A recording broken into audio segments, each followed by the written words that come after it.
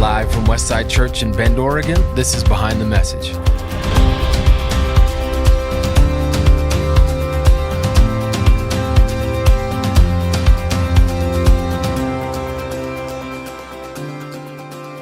Good evening. I'm your co-host, Evan Ewerker, and creative arts pastor.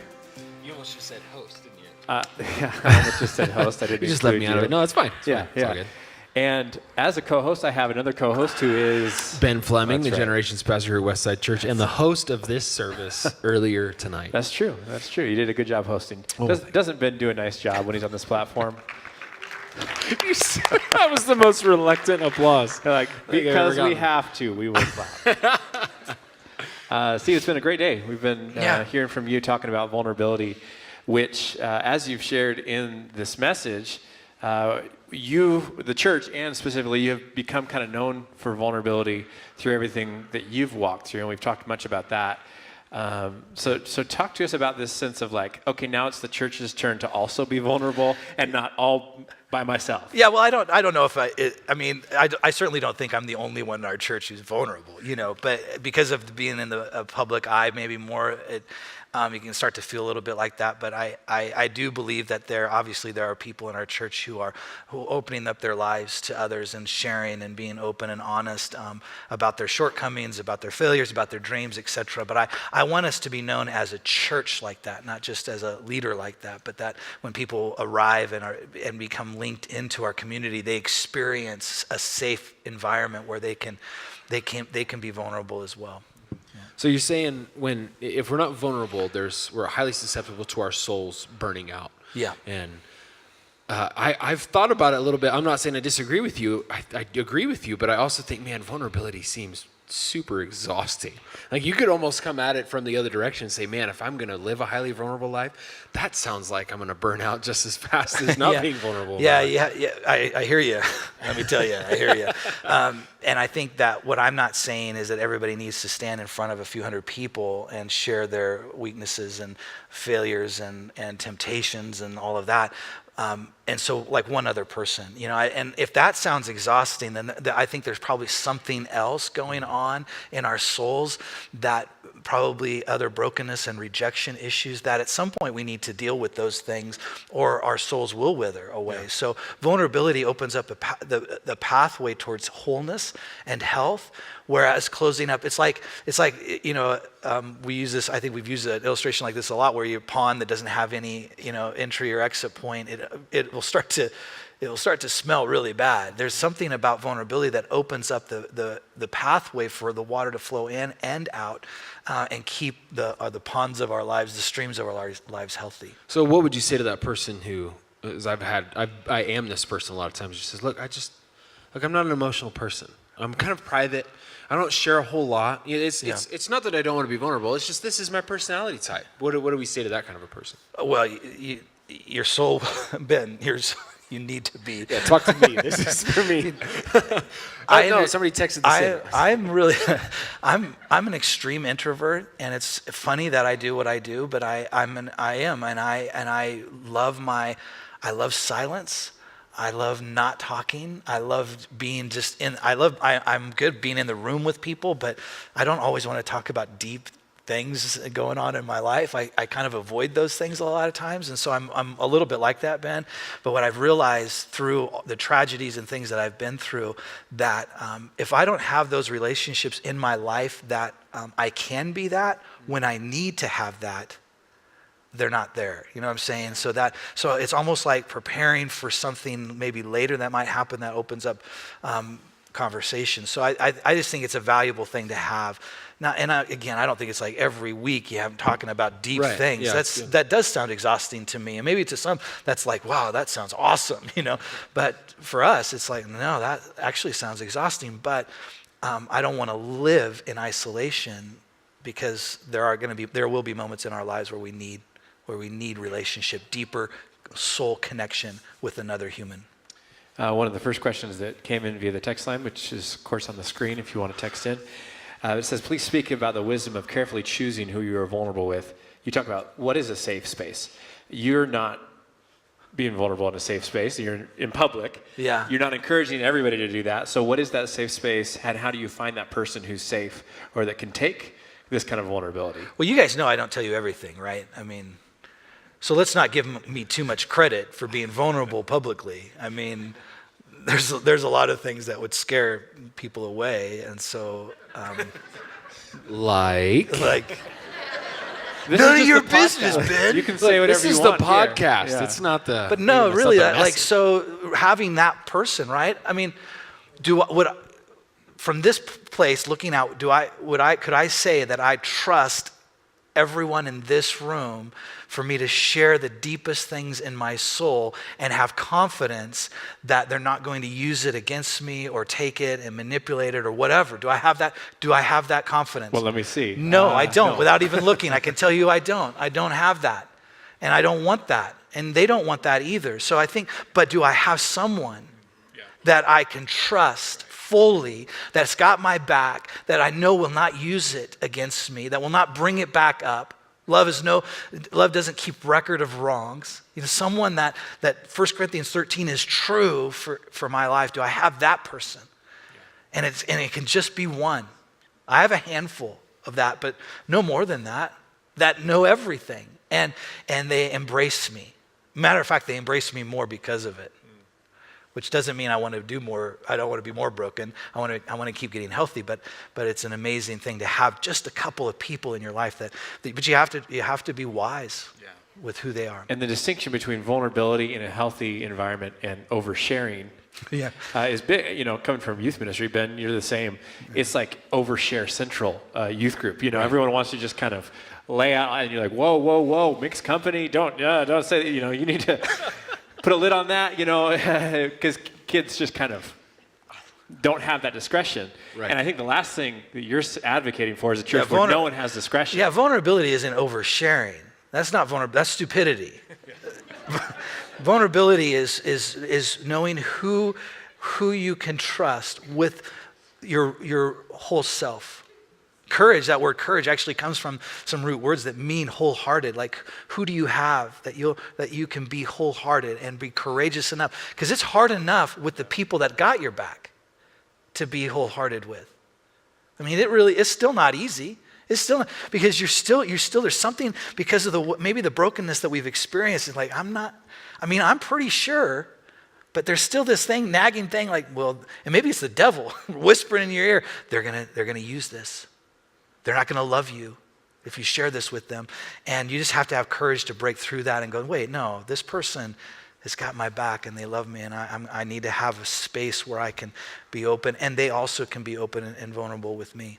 So you gave a visual example earlier today where you actually brought up our executive pastor, Mike Alexander, and you talked about this experience that you had in spending time with other pastors where you described your relationship with your dad as kind of being about arm's length away where you can touch each other, but what you wanted was more of that embracing kind of relationship. Yeah. I think as you've talked about vulnerability, maybe the most difficult thing is, maybe I could move to a new town and kind of feel like I could become a new person and start sharing myself or being vulnerable in a way with brand new people. But what about those relationships? As you're talking about being a father to your sons or a son to your dad, those relationships have a lot of ruts in them, and you've been down a lot of road together. How do you start being vulnerable in an area that you just simply haven't been before? Well, yeah, that's such a good question, Ben, because it is a real deal, the tension there. And I remember talking to my therapist about this very thing, like, what do I do? Because he knew it. He supported me in this venture to be more vulnerable with my kids. And he said this, have you told them that you want to be? You don't have to get there, but do they even know you want to get there? And that was like, I don't know. I don't know if I've ever said that to them. And so I remember each kid, one was driving in a car, another was in another place. I was just like, hey, you guys, I know I've been distant, and I make excuses really fast to cover myself. I was distant because my dad was distant with me. We do that. And I don't think that's bad necessarily, but I said, but I don't want to be. I don't know how quickly I can get there, but I want us to move towards intimacy or something like that. And it got it out there. It's like, oh, He spoke. Finally, he mentioned. Oh, finally, he's recognized. Okay, it's out there. It's not the elephant in the room. It's not the thing that we're holding back anymore. But still, it's a long road to recreate other ruts of transparency and honesty and vulnerability. It's not a short journey, but at least I got it out there, and now they know, and I know, and I've said it out loud that I want a closer relationship with my kids, and we're moving in that direction. It's not overnight. Yeah. It's gonna take a while, but at least it's out there.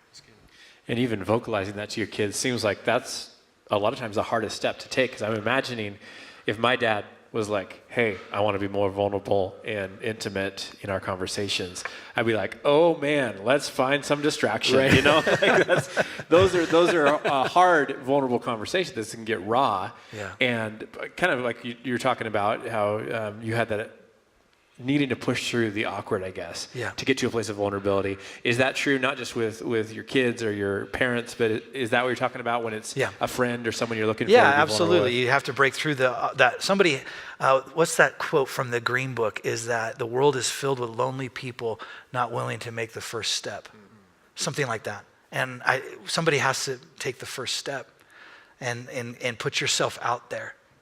And with someone that you want to have that relationship with, and you're fairly confident that they're going to reciprocate, but somebody has to make the first move in any relationship that you want to have a deeper connection with. And listen, connection is the deal.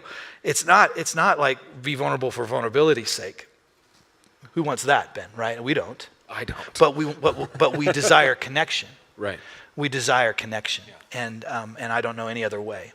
It's the price of admission for connection is vulnerability, right? If we're not honest or open or real, how can I have a relationship with Ben if I never actually see the real Ben? Right. Yeah. And there's the other side of it too, is can we receive this vulnerability well? You know, I think about a lot of students that we have that have some questions about faith or even just want to get involved on a young adult night. The strength that it takes to come up and just talk to me for some of them sometimes.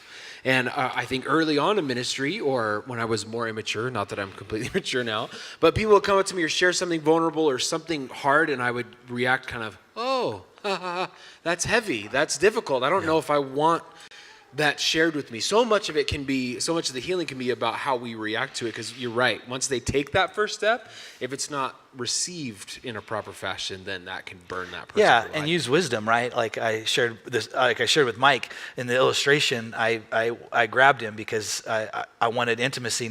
I want intimacy with Mike, but the point of it was this is what I want with my kids, and I demonstrated that this morning service, and I grabbed him and I held him for like a half a second, as short as possible. And Mike loved to that. make the point. But that idea of intimacy, not everybody's ready for that. You know, not everybody's ready to be held. Yeah.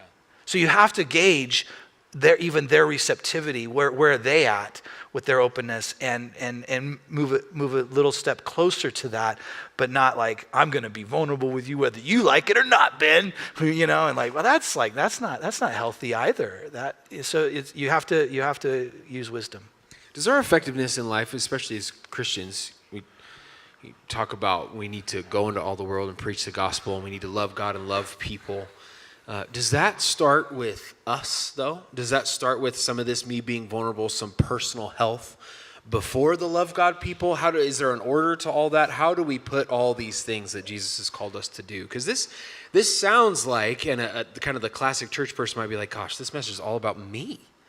I don't like that. I don't like the idea of me getting healthy. I want to send something upward. Is this the beginning of doing the other things effectively? Yeah, I mean, I think for me, the process has been to receive the love of God, to embrace his love for me, his unconditional love for me. And even if I can't believe it, like how could he love a wretch like me?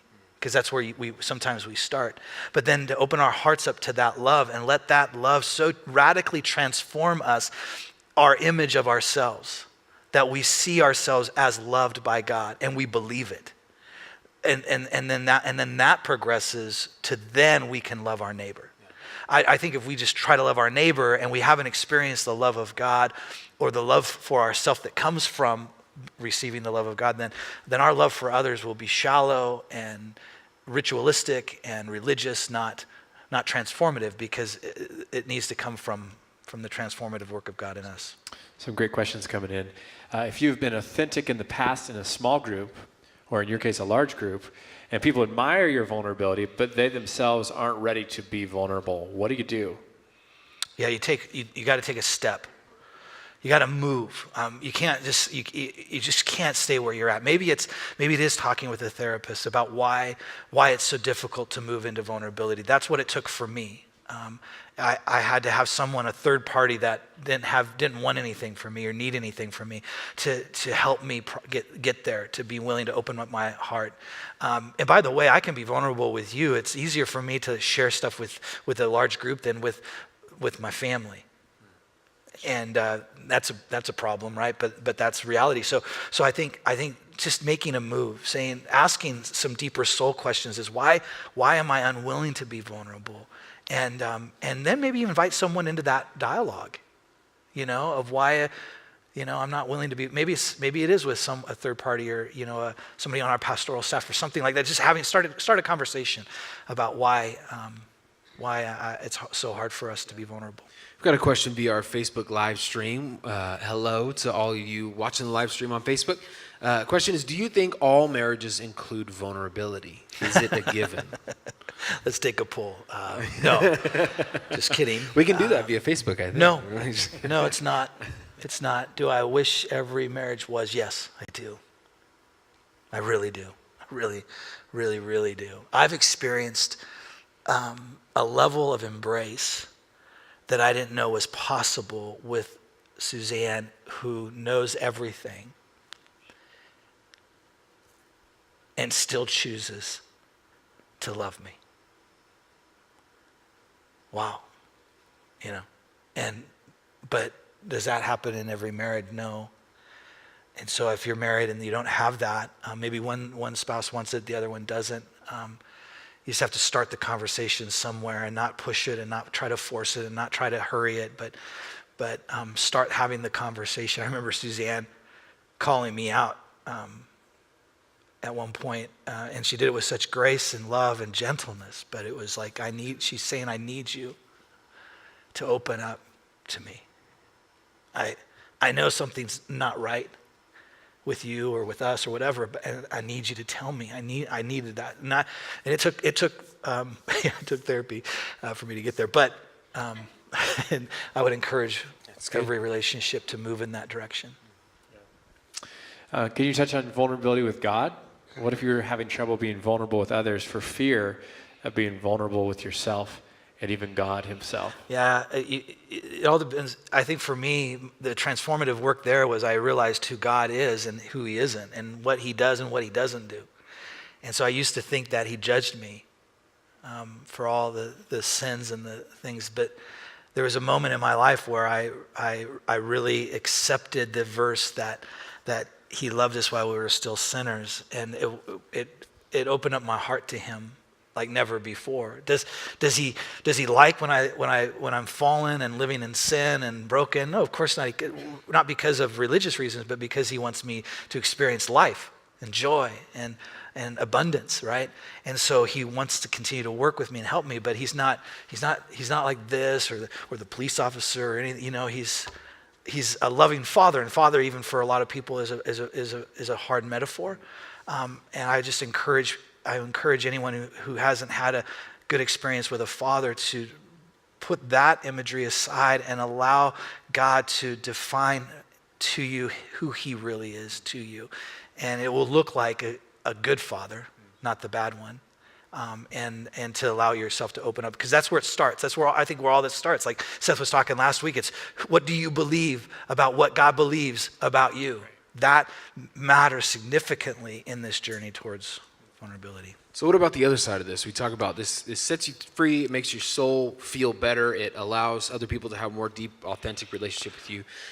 There's an old saying that says, confession is good for the soul, bad for the reputation. Has there been any backlash from some of your vulnerability, or has there been any bad for the reputation side of it that has caused you to have to navigate your relationships in a different way or make you rethink sometimes being so vulnerable?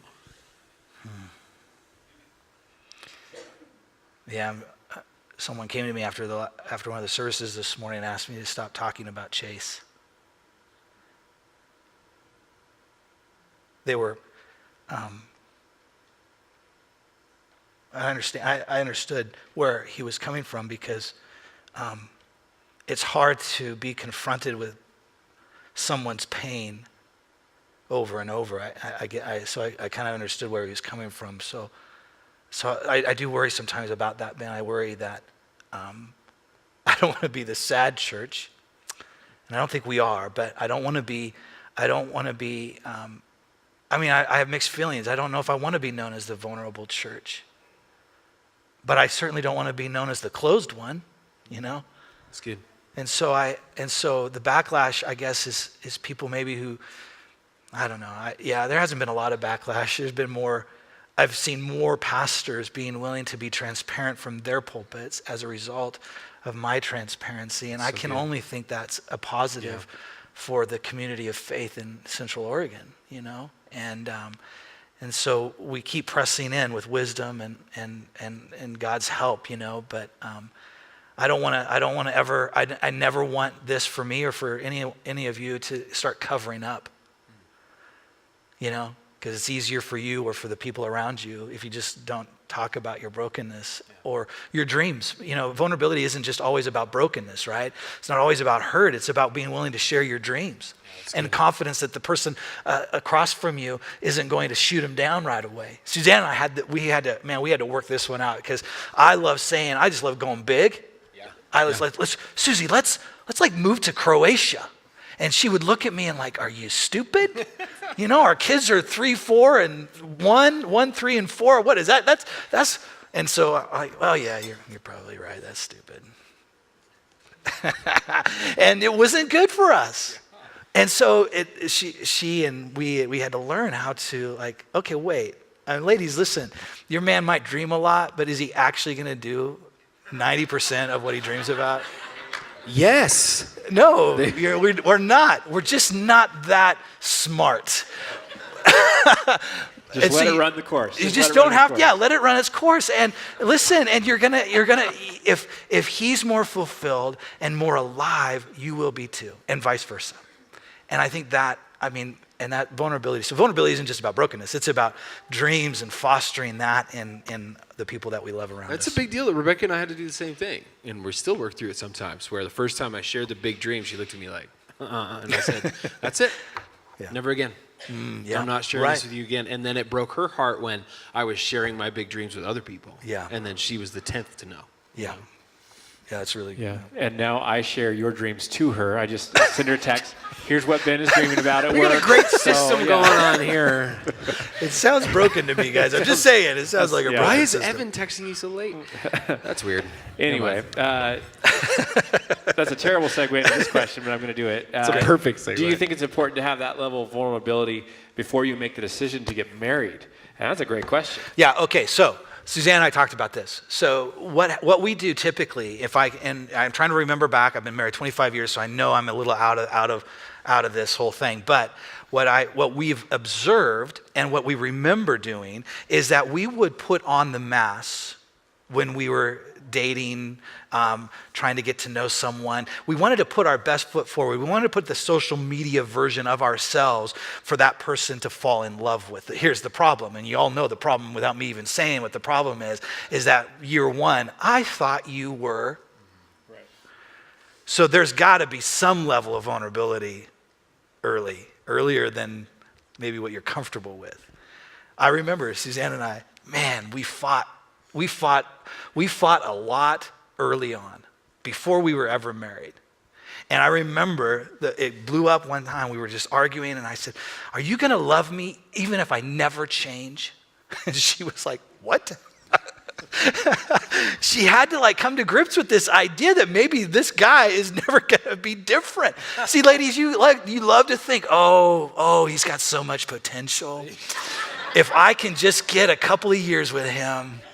No, don't do that. Don't do that. You've got to, and listen, we will change and we will get better. And I'll stop wearing the white t-shirts that I was wearing when Suzanne met me, and we'll look better and we'll act better. And all of that stuff will happen. But if you put that pressure on at the very beginning, it's tough. It's tough for relationships. So be vulnerable, I would say. Risk it. Risk it, because how you start is how you'll keep it going. How you get it going is how you're going to keep it going. And if you get it going by not presenting the real you have to keep it going by presenting not the real you. When my wife met me, my go-to footwear was black fake velvet slippers. I'd wear in public, to work, to church. What's wrong with you? They were slippers? Real shoes, you guys. Real shoes tonight. I know. Way to go, That's Evan. my wife. That's my wife. I'm not Yes. so sure. We're going to test this. It's your wife, right? That's your wife's influence. That's absolutely. But she married you even regardless of the Against slippers, in all spite of the slippers. odds and advice. She married me. Another question, we've got to wrap up here, but what if you follow your husband's dreams to the detriment of your own? Oh man, this is good. Ken and Linda Johnson, the former lead pastors, just talked to a group of pastors in Sun River last week about this, and that she put her dreams subservient to his.